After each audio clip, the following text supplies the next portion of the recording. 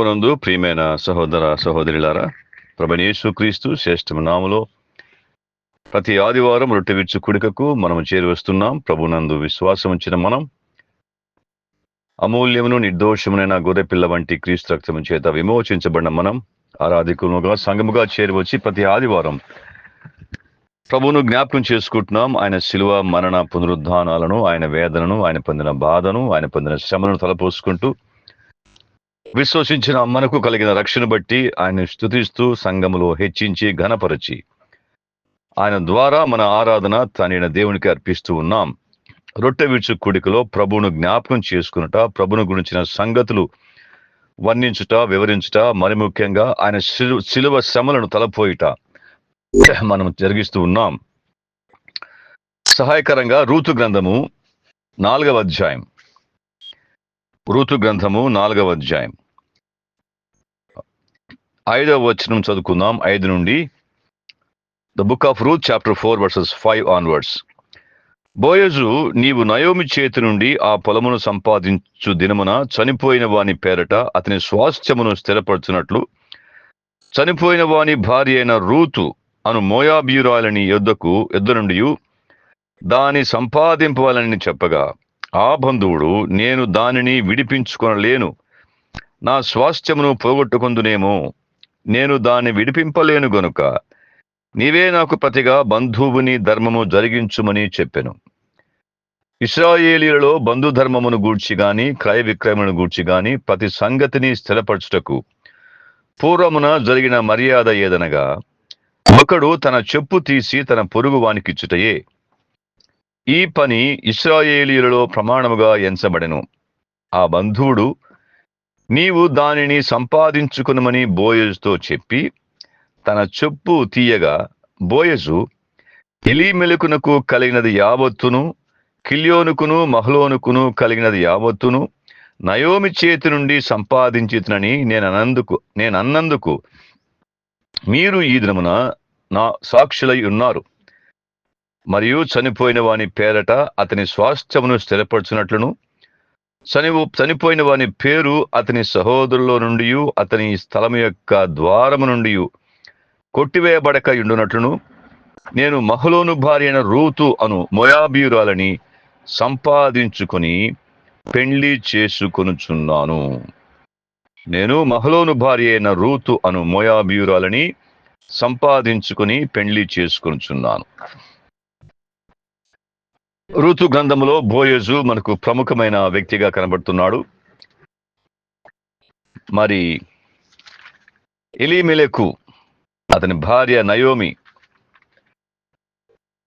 బేత్లెహేములో లేక దేశంలో కరువు రాగా బేత్లెహేము నుండి వారు మోయాబు ప్రాంతానికి దేశానికి వెళ్ళారు. అక్కడ ఎలీమెలెకు, మహలోను, కిల్యోను మరణించారు. ఆ తర్వాత బేత్లెహేములో రొట్టెలు ఉన్నాయని దేవుడు కరుణించాడని వారు విన్నవారై, దేవుడు దర్శించాడని విన్నవారై వారు నయోమి, రూతు అలాగే ఓర్పా తిరిగి వచ్చుటకు ప్రయత్నం చేయగా మధ్యలో ఓర్పా తిరిగి వెళ్ళిపోయింది. నయోమి, రూతు బేత్లెహేముకు తిరిగి వచ్చారు.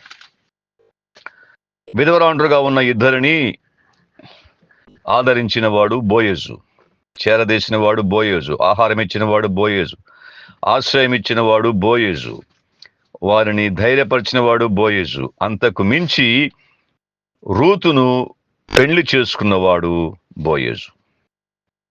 ఆ విధవరాలు దీనస్థితిలో ఉన్న ఆమెను ఎందు కటాక్షం ఉంచి జాలి చూపి ఆమెను పెళ్లి చేసుకున్నానికి బోయజు తన మనస్సును తెలియపరిచాడు, పెళ్లి చేసుకున్నాడు.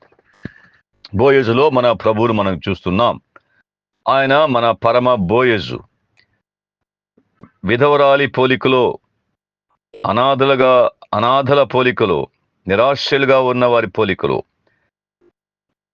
మరి ఎట్టు దిక్కులేని స్థితిలో ఉన్న పోలికలో ఉన్న మనలను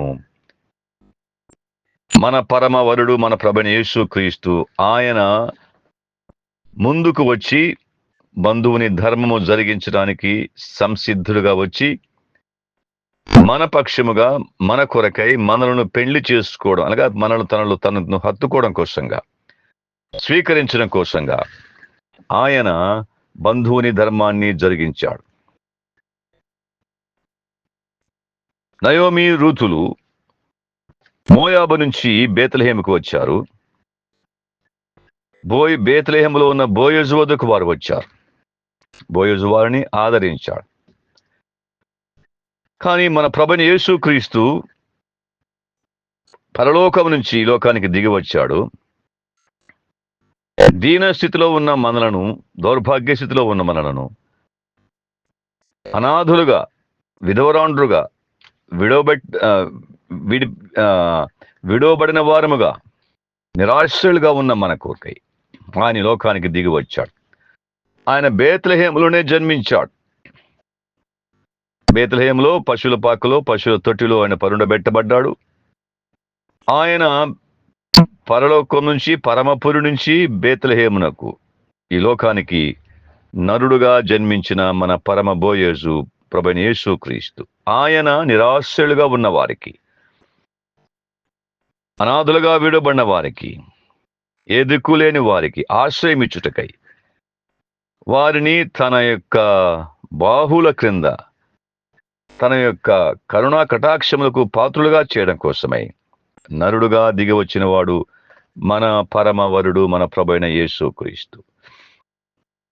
ఈ బంధువుడు, నయోమి యొక్క బంధువుడు, బంధువు యొక్క ధర్మాన్ని జరిపించడానికి నా వల్ల కాదు, నా ఆస్తి పోతుంది, నా స్వాస్థ్యం నేను పోగొట్టుకోవాల్సి వస్తుందేమో అని భయపడి ఆ ధర్మము నెరవేర్చడానికి బోయజుకే చెప్పాడు.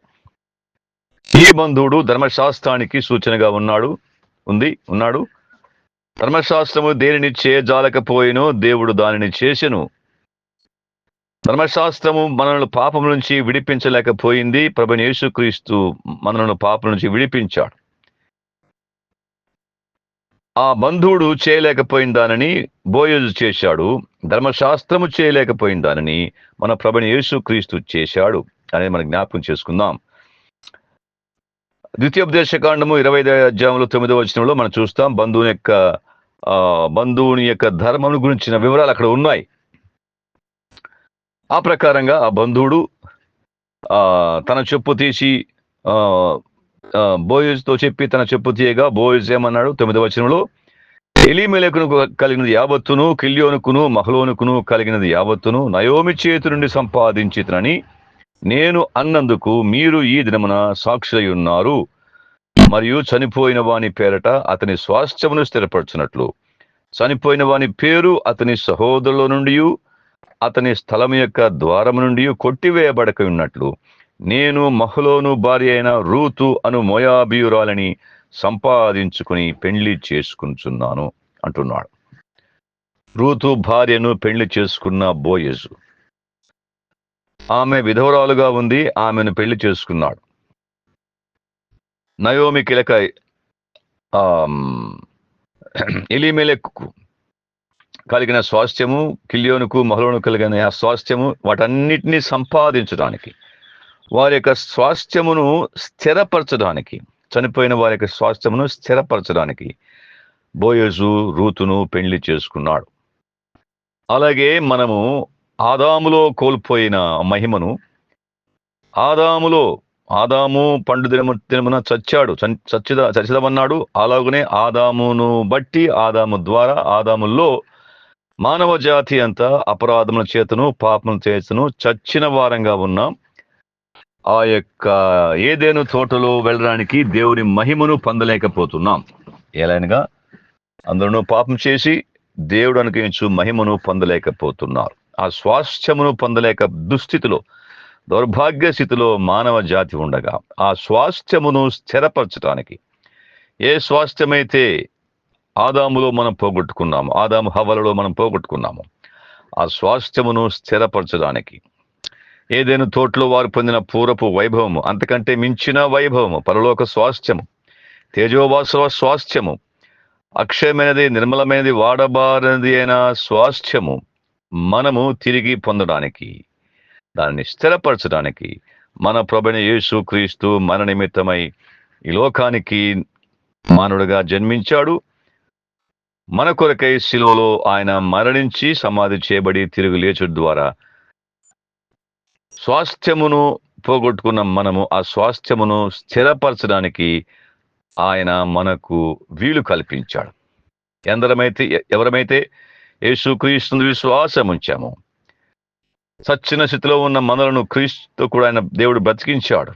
అంత మాత్రమే కాదు, ఆ పరలోక స్వాస్థ్యము, తేజోవాసుల స్వాస్థ్యము, నిర్మలమైనది, అక్షయమైనది, వాడబారనిదైన స్వాస్థ్యము మన కొరకు కలిగినట్లుగా మనం చూస్తున్నాం. ఇది ఎలా సాధ్యమైంది? మన ప్రభువైన యేసుక్రీస్తు ఆ పరలోకాన్ని విడిచిపెట్టి బేత్లెహేములో జన్మించాడు. యెరూషలేములో ఆయన సిలువ వేయబడ్డాడు. ఈ రూతు గ్రంథంలో జరిగిన సంఘటన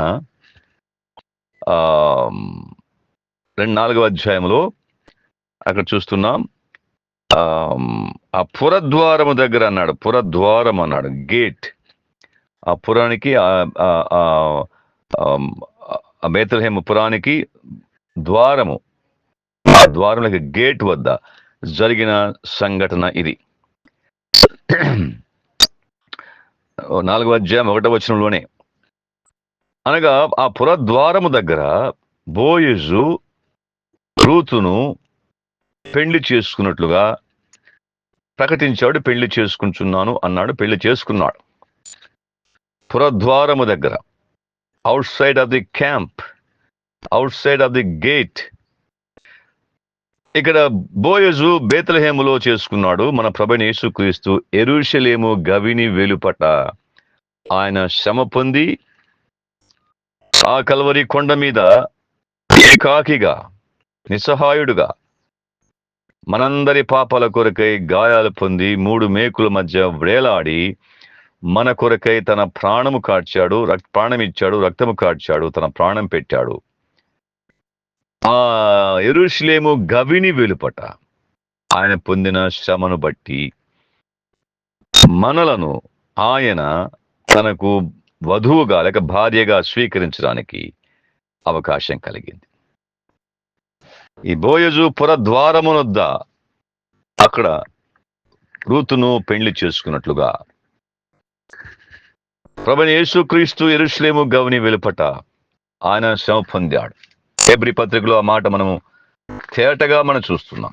గవిని వెలుపట శ్రమ పొందిన మన ప్రభువైన యేసుక్రీస్తు ఎందు నిమిత్తమై రూతును పెళ్లి చేసుకోవడానికి పురద్వారం వద్దకు వచ్చిన బోయజు పోలికలో మన ప్రభువైన యేసుక్రీస్తు మనలను పెళ్లి చేసుకోవడానికి, సంఘమును వివాహమాడడానికి, లేక సంఘమును సంపాదించుకోవడానికి ఆయన గవిని వెలుపట శ్రమ పొందాడు. హెబ్రీ పత్రిక 13వ అధ్యాయము 12వ వచనం, కావున యేసు కూడా తన స్వరక్తము చేత ప్రజలను పరిశుద్ధపరచుటకై గవిని వెలుపట శ్రమ పొందెను. బోయజు ఏ శ్రమ పొందలేదు, కానీ మన ప్రభువైన యేసుక్రీస్తు మనలను సంపాదించుకోవడానికి, తనకు వధువుగా తర్వాత భార్యగా కాబోతున్న మధ్యాకాశంలో సంఘము ఆయన సంపాదించుకోవడానికి ఆయన గవిని వెలుపట శ్రమ పొందాడు అన్నాడు. అపోస్తలుడైన పౌలు ఎఫెసీయులకు రాసిన పత్రికలో మనం చూద్దాం. ఆయన శ్రమ పొందాడు ఎందుకోసం? సంపాదించుకోవడానికి. ఎఫెసీ పత్రిక 5వ అధ్యాయము 25, 27 కలిసి ఉన్నాయి. ఎఫెసీ పత్రిక 5:25, పురుషులారా మీరును మీ భార్యను ప్రేమించుడి, అటువలే 27వ వచనం, క్రీస్తు కూడా సంఘమును ప్రేమించి అది కళంకమైనను ముడత అయినను అట్టిది మరి ఏదైనను లేక పరిశుద్ధమైనదిగాను నిర్దోషమైనదిగాను మహిమగల సంఘముగాను ఆయన తన ఎదుట దానిని నిలవబెట్టుకునవలని వాక్యముతో ఉదగస్థానము చేత దానిని పవిత్రపరిచి పరిశుద్ధపరచుటకై దాని కొరకు తన్ను తాను అప్పగించుకొనెను. సంఘము కొరకై క్రీస్తు అప్పగించుకున్నాడు. రూతు కొరకై బోయజు అప్పగించుకున్నాడు. ఆ బంధువుని ధర్మము జరిగించిన వాడు. పురద్వారము దగ్గర ఆ పని జరిగింది.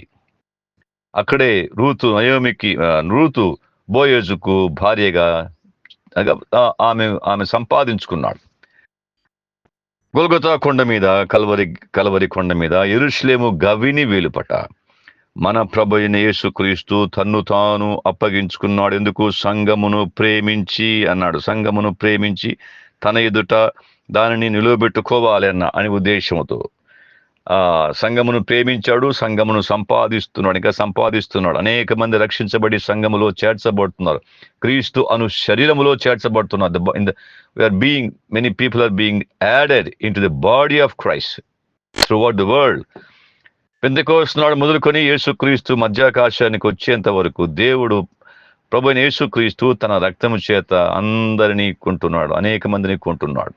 అందుకోసంగా ఆయన అప్పగించుకున్నాడు, కల్వరి కొండ మీద అప్పగించుకున్నాడు, శిలువ పైన తను అప్పగించుకున్నాడు. ఆయన మన నిమిత్తమై మనలను సంపాదించుకోవడం కోసంగా ఆయన కల్వరి కొండ మీద యెరూషలేము గవిని వెలుపట మన కొరకు శ్రమ పొందాడు, అప్పగించుకున్నాడు. ప్రకటన గ్రంథం చూద్దాం. ప్రకటన గ్రంథంలో 5వ అధ్యాయం, the book of Revelation chapter 5, 9-10 కలిసి ఉన్నాయి. ఈ పాత్రలు పరిశుద్ధుల ప్రార్థనలు. The book of Revelation chapter 5 versus 9 and 10. ఈ పాత్రలు పరిశుద్ధుల ప్రార్థనలు. ఆ పెద్దలు, నీవు ఆ గ్రంథమును తీసుకుని దాని ముద్రను విప్పుటకు యోగ్యుడవు, నీవు వధింపబడిన వాడవై నీ రక్తమిచ్చి ప్రతి వంశములోను, ప్రతి భాషలు మాట్లాడు వాళ్ళలోను, ప్రతి ప్రజలోను, ప్రతి జనములోను దేవుని కొరకు మనుషులను కొని మా దేవునికి వారిని ఒక రాజ్యముగాను యాజకులను గాను చేసితివి అన్నాడు. మనుషులను కొని, దేవుని కొరకు మనుషులను కొని లేక సంపాదించుకున్నాడు.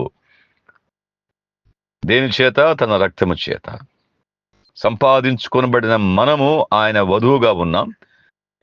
ఆయన వచ్చినప్పుడు మధ్యాకాశంలో ఆయన భార్యగా, గొర్రెపిల్ల భార్యగా మారబోతున్నాం.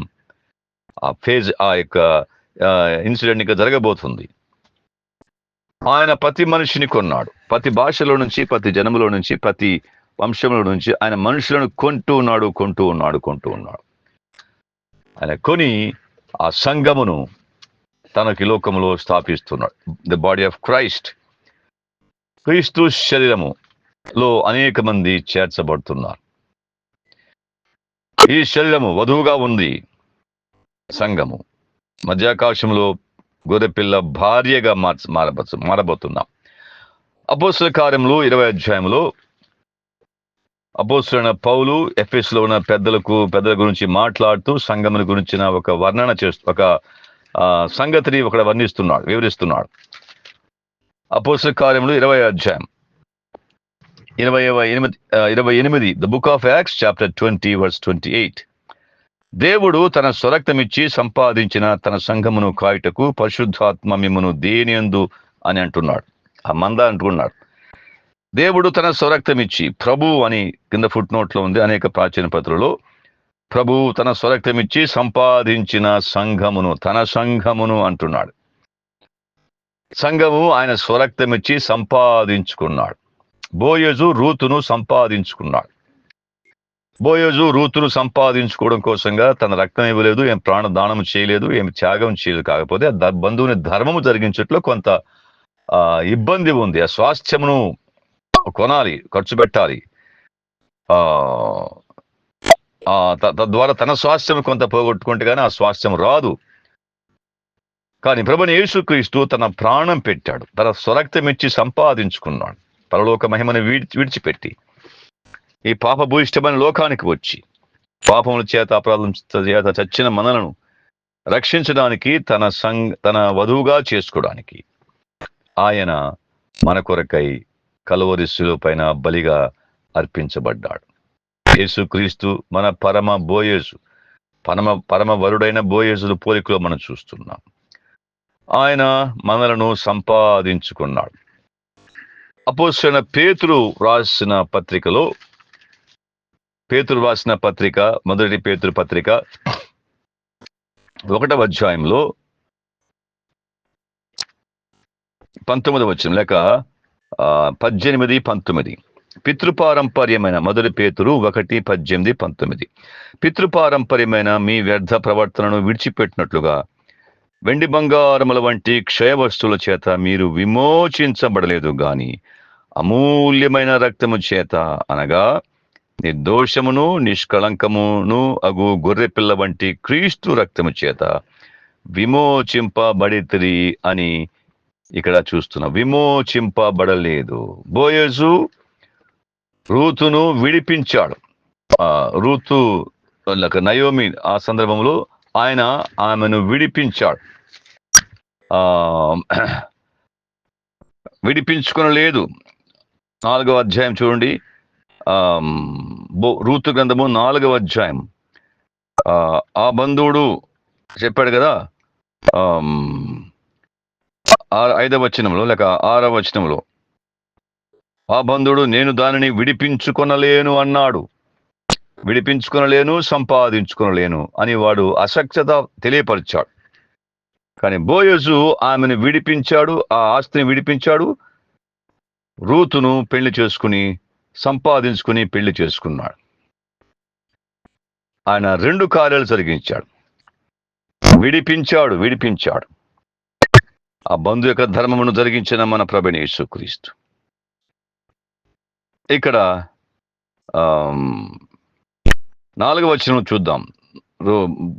రూతు గ్రంథము 4:4 చివరిలో, నీవుగాక దాన్ని విడిపింపవలసిన బంధువుడు ఎవడును లేడు, అందుకు అతడు నేను విడిపించెదను అనెను. అక్కడ చెప్పాడు, బోయజు నీవు నయోమి చేతుల నుండి ఆ పొలమును సంపాదించడమున చనిపోయిన వాని పేరట అతని స్వాస్థ్యమును స్థిరపడుతున్నట్లు చనిపోయిన వాని భార్య రూతును మోయాబులని యుద్ధ నుండి దానిని సంపాదించమని చెప్పగా, ఆ బంధువుడు నేను దానిని విడిపించుకొనలేను, నా స్వాస్థ్యమును పోగొట్టుకుందునేమో అన్నాడు. దానిని విడిపించాలంటే స్వాస్థ్యమును పోగొట్టుకోవాలి. రూతును పెళ్లి చేసుకోవాలి, స్వాస్థ్యమును పోగొట్టుకోవాలి, ఆ భూమిని విడిపించాలి, భూమిని సంపాదించుకోవాలి. కానీ ఆ త్యాగాన్ని ఆ బంధువుడు చేయలేకపోయాడు. కానీ బోయజు అందుకు తెగించాడు, త్యాగం చేశాడు, సిద్ధ మనసు చూపించాడు. ఎలీమెలెకు అలాగే మహ్లోను కిల్యోనుల యొక్క స్వాస్థ్యమును ఆయన విడిపించడానికి సిద్ధపడ్డాడు. ఆ స్వాస్థ్యమును విడిపించాడు. తర్వాత రూతును సంపాదించుకున్నాడు. పరలోకములో తండ్రి కుడి పార్శ్వమున ఉన్న మన ప్రభువైన యేసుక్రీస్తు తండ్రి రొమ్మున ఆనుకున్నవాడు, దేవునితో సమానముగా ఉన్నవాడు.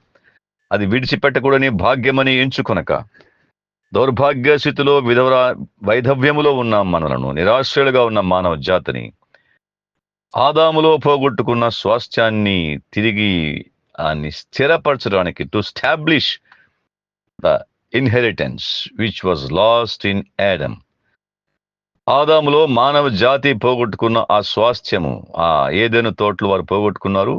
ఆ మహిమ స్వాస్థ్యము మానవ జాతి పాపాన్ని బట్టి పోగొట్టుకుంది. దాన్ని స్థిరపరచడానికి, టు రెస్టోర్, మన ప్రభువైన యేసుక్రీస్తు పరలోకం నుంచి ఈ లోకానికి దిగి వచ్చిన పరమ బోయజుగా మనం చూస్తున్నాం. యేసుక్రీస్తు ప్రభు మన నిమిత్తమై మనను సంపాదించుకోవడం కోసమై తన యొక్క అమూల్యమైన రక్తాన్ని కలవరి శిలువ పైన కార్చాడు. అమూల్యమైన రక్తము చేత పైన చెప్పాడు, మీ పితృపారంపర్యమైన మీ వ్యర్థ ప్రవర్తనను విడిచిపెట్టినట్లుగా వెండి బంగారముల వంటి క్షయ వస్తువుల చేత మీరు విమోచించబడలేదు. వెండి బంగారములు క్షయమైపోయే వస్తువులు, వాటి ద్వారా విమోచన కలుగదు. కానీ అక్షయమైనది, అమూల్యమైనది, నిర్దోషమైనది, నిష్కళంకమైన గొర్రెపిల్ల వంటి క్రీస్తు రక్తము చేత మనము విమోచింపబడితిమి అన్నాడు. మనము విమోచించబడిన వారం యేసుక్రీస్తు యొక్క రక్తము చేత. బోయజు ఎలీమెల యొక్క స్వాస్థ్యమును, ఎలీమెలకు స్వాస్థ్యం అనగా ఇంకా నయోమిగా రూతు, వారి స్వాస్థ్యమును విడిపించిన వాడు. తద్వారా దాంతో పాటుగా రూతును సంపాదించుకున్నవాడు పెళ్లి చేసుకుని. మన ప్రభువైన యేసుక్రీస్తు ఇంతకంటే గొప్ప ఉన్నతమైన మహోన్నతమైన కార్యము సమస్త మానవ జాతి కొరకు, మరి ముఖ్యంగా సంఘము కొరకు ఆయన జరిగించిన సంగతిని మనం జ్ఞాపకం చేసుకుని మన ఆరాధన తన దేవునికి అర్పించాలి. నిర్భాగ్యులము, దౌర్భాగ్యులము, నిరాశ్రయులము, దీనస్థితిలో ఉన్న మనలను మనం కోల్పోయిన స్వాస్థ్యాన్ని ఆయన తిరిగి స్థాపించడానికి, స్థిరపరచడానికి, మనలను సంపాదించుకోవడానికి మన ప్రభువైన యేసుక్రీస్తు చేసిన త్యాగము, తండ్రి అయిన దేవుడు చేసిన త్యాగం మన తలపోసుకోవాలి. రొట్టె విరుచు కూడికలో మనం చేయవలసిన పని ఏది? మన ప్రభువైన యేసుక్రీస్తు ఆయన మనలను సంపాదించుకోవడానికి, మనల్ని విడిపించడానికి, మనం పోగొట్టుకున్న స్వాస్థ్యాన్ని స్థిరపరచడానికి ఆయన చేసిన గొప్ప త్యాగం అని ధ్యానిస్తున్నాం. అమూల్యమైన రక్తాన్ని ఆయన కార్చాడు. అది నిర్దోషమైన, నిష్కళంకమైన గొర్రెపిల్ల వంటి రక్తాన్ని కార్చాడు. ఆయన వధించబడిన గొర్రెపిల్లగా ఆయన ప్రతి జాతిలోనూ, ప్రతి భాషలోనూ, ప్రతి వంశంలోనూ, ప్రతి జాతిలో ఉన్న మనుషులను రక్తము చేత కొన్నాడు, అనగా సంపాదించుకున్నాం. మనము సంపాదించుకునబడిన వారం, మనము విమోచించబడిన వారం, మనము ప్రభువైన యేసుక్రీస్తుకు ఇప్పుడు వధువుగా ఉన్నాం, కన్యకగా ప్రదానము చేయబడి ఉన్నాం. అపోస్తలుడైన పౌలు కొరింథీయులకు రాసిన పత్రికలో చెప్పినట్లుగా సువార్త ద్వారా ఆకర్షించబడి క్రీస్తు యేసు విశ్వాసం ఉంచిన మనము కన్యగా ప్రదానము చేయబడి ఉన్నాము. మధ్యాకాశంలో ప్రభు వచ్చినప్పుడు ఎత్తబడి ఆయన గొర్రెపిల్ల భార్యగా మనం చేయబడం. అంటే ఆ యొక్క సమాగమము, అనగా ఆయనతో కలుసుకొనుట, ఆయన ముఖాముగ్గా ఆయన చూచుట. ఏ ప్రభు అయితే మన కొరకు మనను సంపాదించుకోవడానికి తన రక్తాన్ని కార్చాడు, ఆ పరలోకాన్ని విడిచిపెట్టాడు, మహిమని విడిచిపెట్టాడు, ఆ భాగ్యాన్ని విడిచిపెట్టి ఈ లోకానికి బేత్లెహేములో జన్మించి యెరూషలేము యొక్క గవిని వెలుపట శ్రమపడ్డాడు. ఆయనను మన ముఖాముగ్గా కలుసుకునబోతున్నాం. ఆ పరమ వరుడు మన ప్రభువైన యేసుక్రీస్తు బోయజు పోలికలో ఉన్నాడు. బోయజు తన స్వాస్థ్యమును పోగొట్టుకున్నట్టుకు సిద్ధపడ్డాడు. ఆ విధవరాలని వివాహం ఆడడానికి సిద్ధపడ్డాడు. ఆమెకు ఆశ్రయం ఇవ్వడానికి, ఆమెకు భరోసా ఇవ్వడానికి, ఆదరవు ఇవ్వడానికి ఆయన సిద్ధపడ్డాడు. బోయజు రూతుల వంశంలో ప్రభువైన యేసుక్రీస్తు జన్మించాడు. మనం ఎరిగిందే. ఆశీర్వాద కారకుడు ఆయన, రక్షణ కారకుడు మన ప్రభువైన యేసుక్రీస్తు మనం చూస్తున్నాం. ఏ త్యాగాన్ని బోయజు రూతు విషయంలో చేశాడో అదే వంశంలో వచ్చిన ప్రభువైన యేసుక్రీస్తు సమస్త మానవాళి కొరకై చేసిన త్యాగము. సమస్త మానవాళి ఆదాములో పోగొట్టుకున్న స్వాస్థ్యాన్ని స్థిరపరచడానికి, పాపముల చేత, అపరాధముల చేత చచ్చిన వారిని తిరిగి మనల్ని బతికించడానికి, అలాగే నిరాశ్రులుగా, విధవరాండ్రుగా ఉన్న, వైధవ్యము స్థితిలో ఉన్న మనలను పెళ్లి చేసుకుని వైభవాన్ని కలిగించడానికి ప్రభువైన యేసుక్రీస్తు మన కొరకై ఈ లోకానికి దిగివచ్చి ఆయన రక్షణ కార్యాన్ని శిలువపైన జరిగించారు. బోయజు రూతు పట్ల జరిగించిన ఆ కార్యము ప్రభువైన యేసుక్రీస్తు మానవాళి పట్ల, మరి ముఖ్యంగా సంఘము పట్ల, ఆయన శరీరం పట్ల జరిగించిన కార్యము రెండు ఒకే పోలికలో ఉన్నాయి. అందుకే బోయజు మన పరమ వరుడు, మనల్ని విడిపించిన వాడు, మనను సంపాదించుకున్నవాడు, మనము ఆయన చేత సంపాదించుకునబడిన వాడు. ఆయన మనల్ని సంపాదించుకోవడం కోసంగా ఆయన చేసిన పని, బోయజు గవిని వెలుపటికి వెళ్ళి పురద్వారం దగ్గర రూతును సంపాదించుకున్నాడు, విడిపించాడు. మన ప్రభువైన యేసుక్రీస్తు యెరూషలేము గవిని వెలుపట శ్రమపడ్డాడు. హెబ్రీ పత్రికలో మన మాట జ్ఞాపకం చేసుకున్నాం. హెబ్రీ పత్రిక 13వ అధ్యాయంలో కావున యేసు కూడా తన స్వరక్తము చేత ప్రజలను పరిశుద్ధపరచుటకై గవిని వెలుపట శ్రమ పొందెను అన్నాడు. మనం ప్రభు యొక్క శ్రమను తలపోస్తుండగా, కల్వరి కొండ మీద శిలువ పైన ఆయన పొందిన శ్రమలు, బాధలు, వేదన తలపోస్తుండగా, ఆయన పడిన శ్రమలు, బాధ, ఆయన కార్చిన రక్తము మనలను సంపాదించుకున్నట కొరకే అని ఎరిగి మన ఆరాధన తండ్రికి అర్పించాలి, అని హెచ్చించి ఘనపరచాలి. ఇప్పుడేం చేయమంటున్నాడు? కాబట్టి మనం ఆయన నిందను భరించు శిబిరము వెలుపలికి ఆయన యొద్దకు వెళ్ళుదము. ప్రతి ఆదివారము రొట్టె విరుచు కూడికలో మనం ఆత్మీయంగా శిబిరము వెలుపలికి వెళ్ళాలి. ఆ శిబిరం వెలుపట మన ప్రభువైన యేసుక్రీస్తు పొందిన శ్రమలు జ్ఞాపకం చేసుకోవాలి. మనలను సంపాదించుకోవడానికి ఆయన పడిన శ్రమలు, ఆయన పడిన వేదన, ఆయన పడిన బాధ, ఆయన పడిన దుఃఖము, అవమానము, నింద ఇవన్నీ జ్ఞాపకం చేసుకోవాలి. రొట్టె విరుచు కూడికలో మనం చేయవలసిన ప్రముఖమైన ధ్యానం ఇదే. తర్వాత ఏమన్నాడు 15వ వచనంలో, హెబ్రీ 13:15లో, కాబట్టి ఆయన ద్వారా మనము దేవునికి ఎల్లప్పుడూ స్తుతియాగము చేయదము, అనగా ఆయన నామను ఒప్పుకొనుచు జిహ్వాఫలము అర్పించుదము. ఆయన ద్వారా మనము దేవునికి స్తుతియాగం అర్పించాలి. ఆయన చేసిన కార్యం ద్వారా మనకు కలిగిన రక్షణ, మనం సంపాదించుకునబడ్డాం. ఆయన ద్వారా దేవునికి ఇప్పుడు మనము స్తుతియాగము, ఆరాధన చెల్లిస్తాం. ప్రభువును జ్ఞాపకం చేసుకుంటాం, హెచ్చిస్తాం, గణపరుస్తాం.